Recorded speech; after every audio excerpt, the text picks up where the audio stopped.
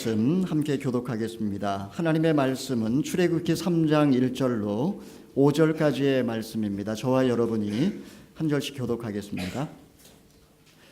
모세가 자기 장인 어른인 미디안 제사장 이드로의 양떼를 치고 있을 때였습니다. 모세가 양떼를 몰고 광야 서쪽으로 가다가 하나님의 산 호렙에 이르게 됐습니다. 그곳에서 여호와의 천사가 떨기나무 가운데 타는 불꽃 속에서 모세에게 나타났습니다. 모세가 보니 떨기나무에 불이 붙었는데 타지는 않았습니다. 그래서 모세는 내가 가서 저 이상한 광경을 봐야겠다. 어떻게 떨기나무가 타지 않는 것일까? 라고 말했습니다. 여호와께서 모세가 자세히 보러 오는 것을 보시고 떨기나무 가운데서 모세야 모세야 하고 부르셨습니다. 그러자 모세는 제가 여기 있습니다 하고 대답했습니다. 함께 읽겠습니다. 하나님께서 더 이상 가까이 다가오지 마라. 내가 서 있는 곳은 거룩한 땅이니 내 발에서 신을 벗어라 라고 말씀하셨습니다. 아멘. 네, 이 시간에 모세야 모세야 라는 제목으로 하나님의 말씀을 함께 묵상해 보기를 원합니다. 제가 신학교에 입학할 때도 그렇지만 여전히 신학교에 입학할 때 항상 세 가지 조건을 따집니다. 첫 번째는 목회자로서의 소명이 있는가 하는 것이고, 두 번째는 수업을 따라갈 수 있는 그런 수행 능력이 있는가를 생각하고, 마지막으로는 목회자로서의 인격에 혹시 문제가 있지 않을까, 이런 세 가지 관점을 갖고 그 사람의 능력을 이제 점검을 하는 것입니다. 이 세 가지 가운데 가장 중요한 것은 무엇보다도 목회자로서의 소명일 것입니다. 하나님이 정말 나를 부르셨는지 그것에 관한 소명이 제일 중요합니다. 왜냐하면 하나님의 부르심이 없다면 결코 주의 일을 감당할 수 없기 때문입니다. 그러나 정확하게 말하자면 소명은 단지 성직자의 길을 가는 사람에게만 요구되는 것은 아닙니다. 존 칼빈은 모든 직업은 사실은 다 하나님의 부르심이라고 이야기를 했습니다. 물론 소명 없이도 우리는 어떤 직업을 가질 수도 있고, 그리고 그 직업을 수행할 수도 있습니다. 그러나 과연 그렇게 직장 생활을 한다면 과연 그곳의 즐거움과 그리고 좋은 결과를 기대할 수 있을까요? 그것의 동기가 하나님이 나를 이곳에 부르셨다라고 하는 그런 소명에 기초한 것이 아니라 그저 자기 만족과 그리고 경제적인 이익 때문이라면 자신의 직업을 통해서 어떻게 진정한 행복과 만족을 얻을 수 있겠습니까? 직업이라는 말, 이 vocation이라고 하는 이 영어, 사실 이것은 vocatio라고 하는 라틴어에서 나온 것입니다. vocatio는 부르다라는 뜻입니다. 즉 하나님이 나를 부르셨다. 바로 그것이 직업이라는 것입니다.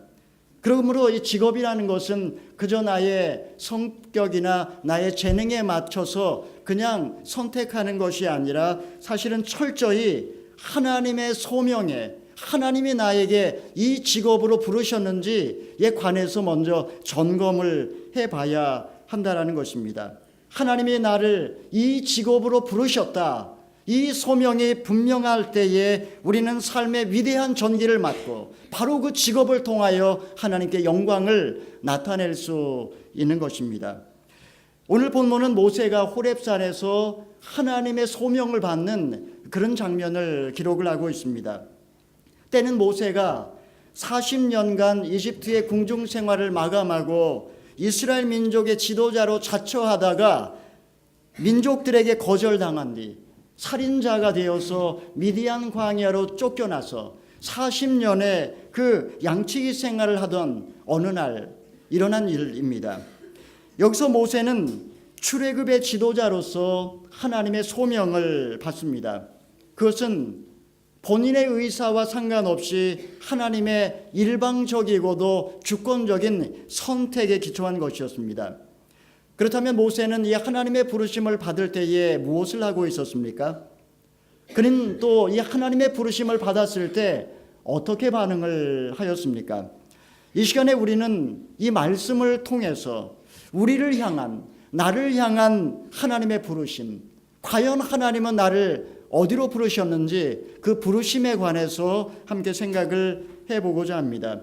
첫 번째로 모세는 자신의 일에 최선을 다하는 바로 그때 하나님의 부르심을 받았다라는 것입니다. 우리 1절의 말씀을 같이 한번 읽어보겠습니다. 1절입니다. 시작. 모세가 자기의 장인어른인 미디안 제사장 이드로의 양떼를 치고 있을 때였습니다. 모세가 양떼를 몰고 광야 서쪽으로 가다가 하나님의 산 호렙에 이르게 됐습니다. 모세는 이집트에서 미디안으로 도망친 다음 40년의 세월을 미디안 제사장의 집에서 양치기로 살고 있었습니다. 과거에 그는 이집트 왕자였지만 이제 양치는 일이 그의 직업이 되었던 것입니다. 이드로는 그의 장인이었고 그리고 그의 아내 시보라 사이에 2명의 자녀를 두고 있었습니다. 근데 모세가 둔 그 두 아들의 이름을 보게 되면 모세가 그동안에 어떤 삶을 살았는지 우리가 짐작해 볼 수 있습니다. 첫 번째 아들의 이름은 게르솜입니다. 게르솜은 나그네란 뜻입니다. 두 번째 아들의 이름은 하나님의 도우심 엘리에셀이라고 이름을 지었습니다. 처음에 그가 시보라를 만나서 결혼해 낳은 아들 나그네라는 이름을 지은 이유는 그야말로 그의 인생이 그저 광야에서 나그네와 같음을 그는 고백을 했던 것입니다. 하지만 두 번째 아들을 낳았을 때 하나님의 내 인생을 도와주실 것이다 라는 믿음을 갖기 시작했습니다. 그는 비록 광야에서 나그네로 살고 있었지만 하나님의 도우심으로 날마다 감사의 삶을 살고 있었던 것을 우리는 볼 수 있습니다. 그는 하나님의 소명을 받을 때까지 하나님이 그의 삶에 다시 찾아올 때까지 묵묵히 40년 동안 평범한 생활인으로 자기에게 주어진 일에 최선을 다하고 있었던 것입니다. 바로 이것이 하나님의 부르심을 받는 사람들의 보통 공통되고 보편적인 모습이라고 할 수 있습니다. 다시 말하면 하나님의 부르심을 받는 사람들은 자신의 삶에 평소에 최선을 다하고 있었던 것을 우리는 알 수 있습니다. 이것은 그들이 단지 성공적인 인생을 살고 있었다라는 것을 말하는 것은 아닙니다. 때로 세상적인 기준으로 볼 때에는 별로 내세울 만한 것이 없을 수도 있습니다. 모세처럼 그저 광야에서 양치기 생활을 할 수도 있습니다. 그러나 적어도 그들은 자신의 삶 속에서 최선을 다해서 삶의 자리에서 하나님의 부르심을 받았다라는 것입니다. 때로 그 자리가 실패한 것처럼 보이고 그리고 보잘것없을지라도 그는 그 자리에서 최선을 다할 때 하나님이 그를 찾아오셨다라는 것입니다. 우리 누가복음 5장 5절의 말씀을 같이 한번 보겠습니다. 시작. 시몬이 대답했습니다. 같이 한번 읽어보겠습니다. 같이 읽겠습니다. 시작. 시몬이 대답했습니다. 선생님, 저희가 밤새도록 애썼지만 아무것도 잡지 못했습니다. 그러나 선생님의 말씀대로 제가 그물을 내려 보겠습니다. 우리가 잘 아는 말씀입니다.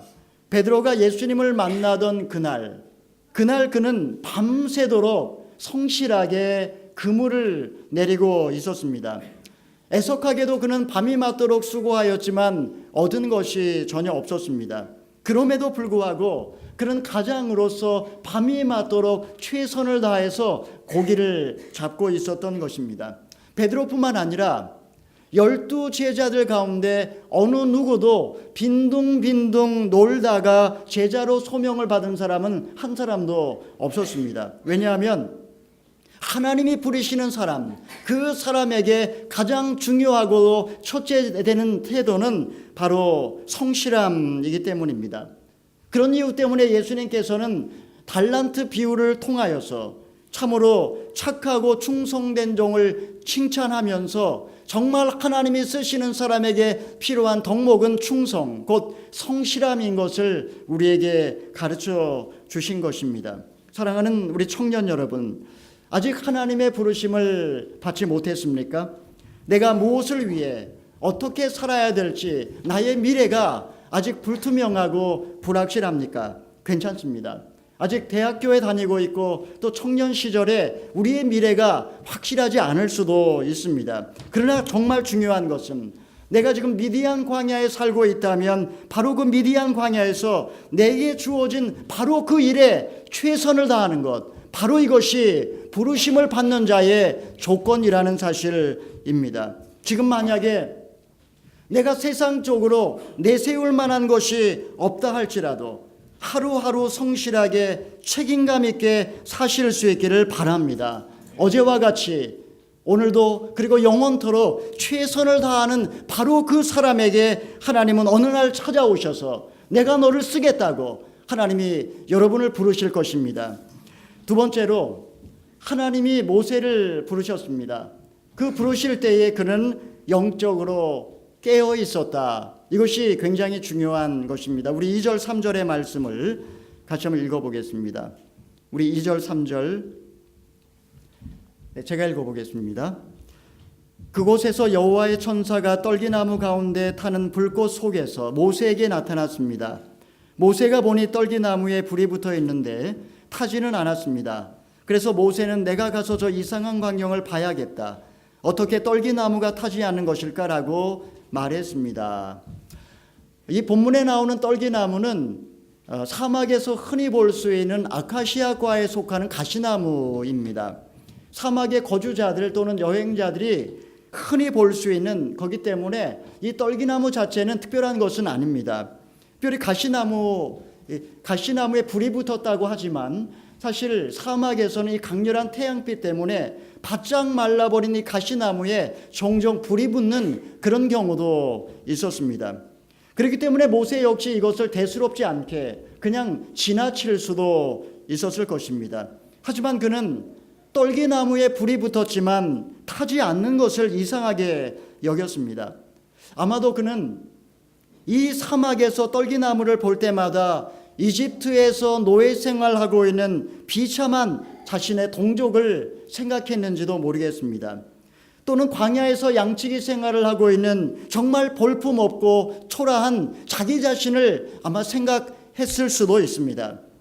고난의 그 가시밭길을 걸어온 이스라엘 민족, 그러나 하나님께서 그들을 긍휼히 여기셔서 그저 모질게 생존하고 있는 동족들을 생각하면서 어린 시절에 강물에 던져졌지만 하나님의 은혜로 목숨을 부지하고 지금은 이런 척박한 광야에서 방황하고 있는 정말 초라한 늙은이 모세, 아마 그는 이스라엘 백성들 그리고 자기의 모습을 바로 이 가시나무를 통해 봤는지도 모르겠습니다. 하지만 그는 언젠가 하나님이 자신의 삶에 다시 찾아올 것을 그는 믿고 있었습니다.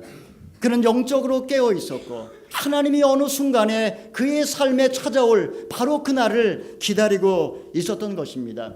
이렇게 그가 하나님을 향하여 자신의 마음을 개방하고 하나님의 때를 기다리며 깨어 있을 때에 바로 그때에 그의 눈에는 환상이 보였고 비전이 보였고 그리고 불꽃이 보였던 것입니다.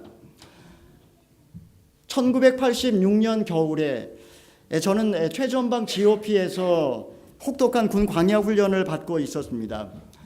알코올 중독자였던 아버지로부터 도망치듯 군에 왔지만 1등병 시절에 사실 하루하루 불확실한 미래 그 고민을 하면서 살고 있었습니다. 매일 저녁마다 선임병들에게 끌려나가서 두드려 맞고 그러면서 제 미래에 대해서 제 삶에 대해서 늘 고민하며 그리고 기도했었습니다.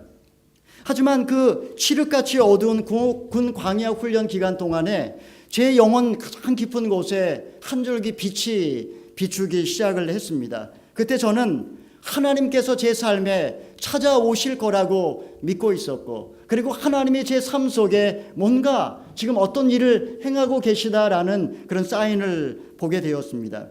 당시에 저는 2등병 때부터 그때까지 매일 아침 저녁으로 성경을 읽고 있었고 그리고 밤새 경계 근무를 마치면 아침 식사를 하고 발칸포 빵카에 들어가 가지고 20분씩 30분씩 개인 기도를 하던 그런 때였습니다. 근데 어느 날 아침에 하나님 앞에 나아가 간절히 기도할 때 제 마음 깊은 곳으로부터 영혼을 살리는 목자가 되는 것, 바로 그것이 너의 인생의 소명이라는 그런 마음의 감동을 주셨습니다.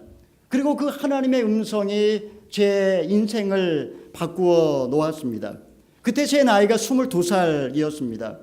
그 후에 그 음성은 마치 떨기나무 불꽃처럼 제 영혼 가운데 새겨져서 끊임없이 타오르면서 저 자신이 너무나 초라하고 연약하게 느껴질 때, 그리고 삶에서 모든 것을 포기하고 싶은 바로 그 위기의 순간마다 바로 그 환상이 저를 다시 일어날 수 있도록 저를 붙들어 주었던 것입니다. 여러분, 이것이 내 인생에서 제 삶을 이끌었던 떨기나무 불꽃이었습니다. 사실 우리가 기억해야 할 것이 있습니다. 우리 인생에 하나님이 찾아오실 때 우리가 과연 그 하나님의 징조, 하나님의 부르심의 징조를 발견할 수 있는가 하는 것입니다.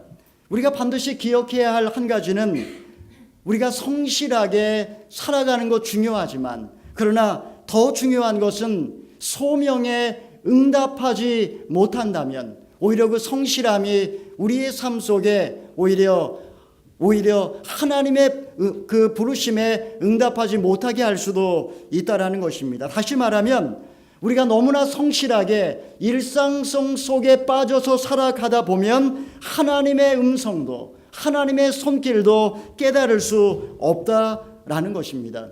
하나님의 인도하심에 나 자신을 개방하고, 그리고 하나님의 음성에 귀를 기울이지 않고 그저 성실하게 나의 삶 속에 빠져서 살아가게 되면 어느 순간에 하나님이 나를 부르실 때 그 소중한 기회를 놓쳐버릴 수도 있다라는 것입니다. 내가 지금 삶의 자리에서 성실하게 사는 것 중요하지만 내가 일상성 속에 빠져 살아가는 것은 아닌지, 내가 과연 지금 하나님의 음성에 민감하게 귀를 기울이고 있는지 이것을 살펴보는 게 중요하다라는 것입니다. 우리 마태복음 우리 24장 38, 39절의 말씀 같이 한번 읽어보겠습니다.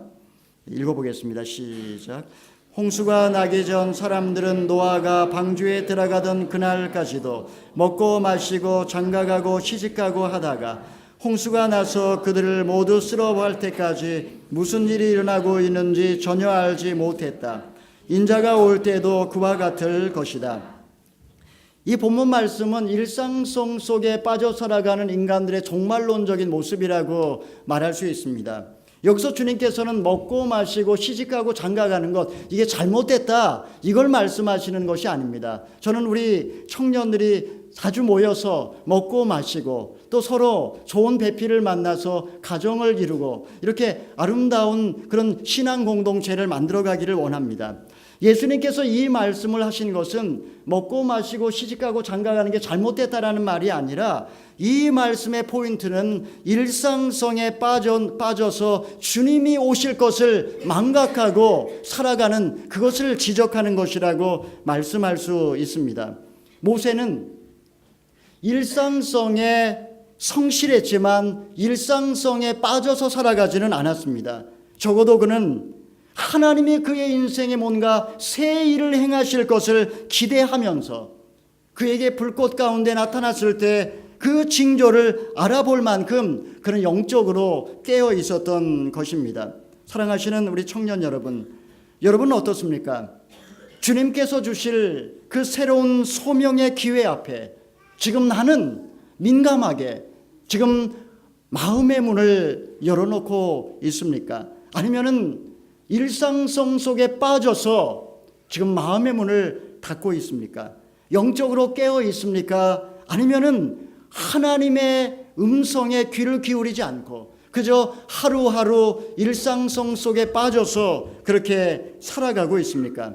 여러분의 삶의 자리에서 최선을 다해야 하지만 그러나 항상 하나님이 나에게 뭐라고 말씀하시는지 그 음성에 민감하게 귀를 기울이며 영적으로 깨어 있을 수 있기를 바랍니다. 세 번째로, 모세는 하나님의 부르심 앞에 진지하게 반응을 했습니다. 우리 4절 5절 말씀을 읽어보겠습니다. 시작. 여호와께서 모세가 자세히 보러 오는 것을 보시고 떨기나무 가운데 모세야 모세야 하고 부르셨습니다. 그러자 모세는 제가 여기 있습니다 하고 대답했습니다. 모세가 영적으로 깨어 있을 때 그는 하나님의 음성을 듣고 반응을 했습니다. 모세야 모세야. 왜 하나님께서 모세의 이름을 두 번이나 부르셨을까요? 성경에 보게 되면 하나님이 아브라함을 부르실 때 이름을 두 번 부르신 적이 있고, 사무엘을 부르실 때 하나님이 사무엘의 이름을 두 번 부르셨습니다. 그리고 그때마다 하나님께서는 그에게 위대한 사명을 맡길 때 그의 이름을 두 번 부르셨습니다. 모세에게도 마찬가지입니다. 이스라엘 민족을 구원할 이 역사적인 사명을 맡기기 위하여 하나님은 모세의 이름을 두 번 부르셨던 것입니다. 하나님께서는 먼저 모세에게 발에서 신을 벗으라고 말씀하셨습니다. 신이라는 것은 바로 자기 자신을 보호해 줄 수 있는 장비입니다. 하지만 자기 자신을 보호해 줄 수 있는 장비를 벗고 거룩한 땅 앞에 서라는 것, 이것은 나 자신이 얼마나 연약한 존재이고 나 자신이 피조물에 불과한 것을 고백하는 행위입니다.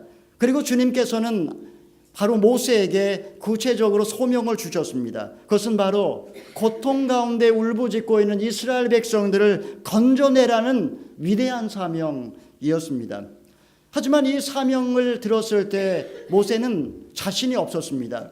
그는 할 수만 있다면 이 자리를 피하고 싶었습니다.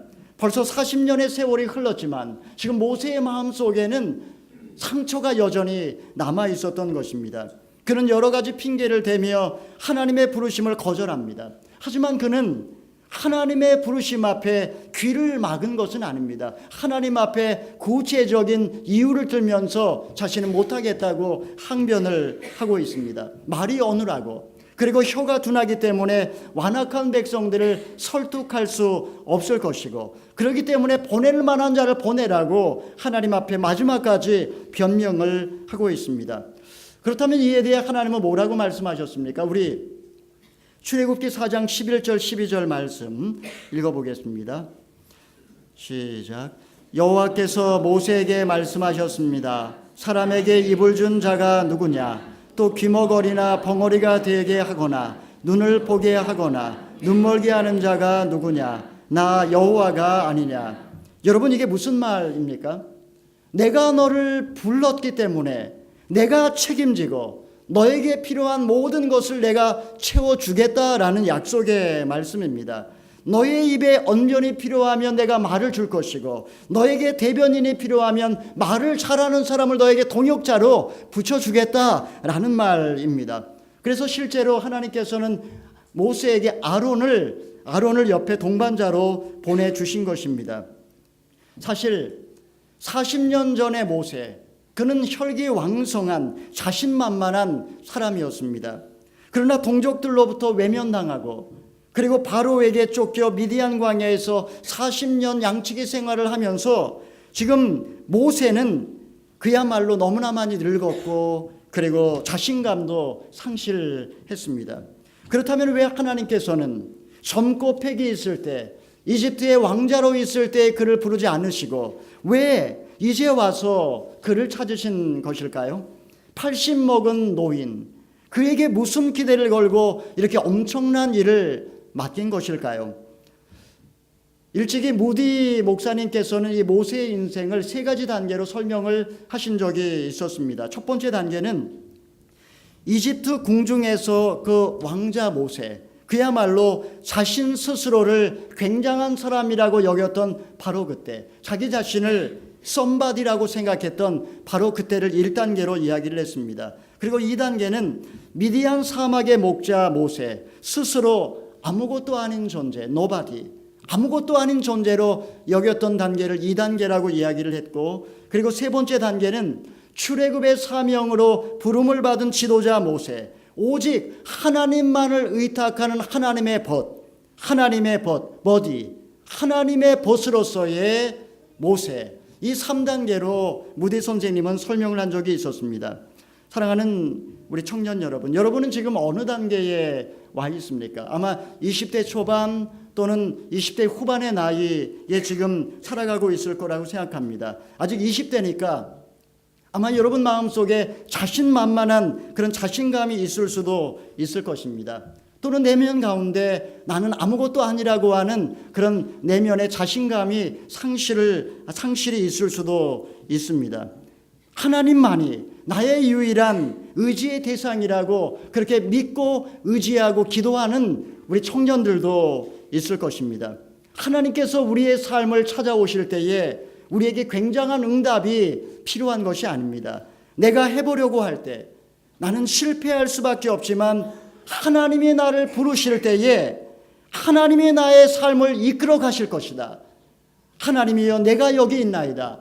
이렇게 다만 하나님 앞에 나 자신을 드리는 것, 바로 이것이 진지하게 하나님의 부르심에 응답하는 것입니다. 사랑하는 청년 여러분, 하나님이 여러분을 부르실 때 도망가지 마시기 바랍니다. 귀를 막고 외면하지 마시기 바랍니다. 솔직하게 진지하게 하나님께 반응할 때 내가 할 수 있느냐 못하느냐는 별로 중요하지 않습니다. 하나님이 부르신다면, 하나님이 나를 부르신다면 하나님이 내 인생을 책임져 주실 것입니다. 그러므로 하나님이 나를 부르실 때 그 부르심에 진지하게 솔직하게 응답하며 나 자신을 드리는 것, 바로 그것이 우리 젊은이로서의 책임 있는 모습이라고 말할 수 있습니다.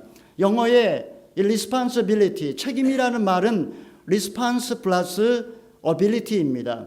response, 반응하는 것, ability, 능력. 다시 말하면 책임이란 진지하게 솔직하게 반응할 수 있는 능력, 바로 그것이 책임입니다.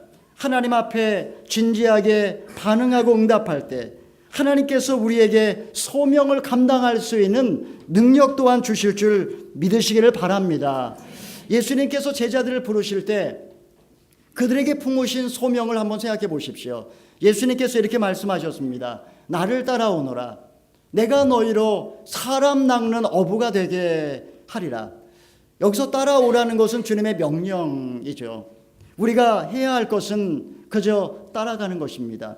그렇게 순종하면 사람 낚는 어부가 되게 하겠다. 바로 그것은 하나님의 몫입니다. 내가 순종하기만 하면 하나님이 반드시 그에 필요한 능력을 주고 그리고 반드시 그렇게 만들어주겠다. 바로 그것이 약속의 말씀이라는 것입니다. 사랑하는 우리 청년 여러분, 그렇기 때문에 주님이 여러분을 부르실 때에 주여 내가 여기 있나이다 이렇게 대답할 수 있기를 바랍니다. 그 순간에 내가 부족하지만 내가 연약하지만 하나님께서 나의 인생을 책임져 주시고 가장 좋은 길로 인도해 줄 믿으시기를 바랍니다. 그럴 때 내가 서 있는 이 미디안 땅, 이제 더 이상 척박한 미디안 광야가 아니라 새로운 역사를 시작하는 거룩한 땅이 될 것입니다. 그리고 거기서부터 우리의 인생의 출애굽의 역사는 시작될 줄 믿으시기를 바랍니다. 이런 믿음을 가지고 지금 하고 있는 일에 최선을 다하여 감당하시고 늘 영적으로 깨어 있으며 하나님이 나를 부르실 때 진지하게 응답하시는 저와 여러분이 되시기를 주님의 이름으로 축원합니다. 아멘. 우리 시간에 말씀에 의지해서 같이 한번 기도하기를 원합니다.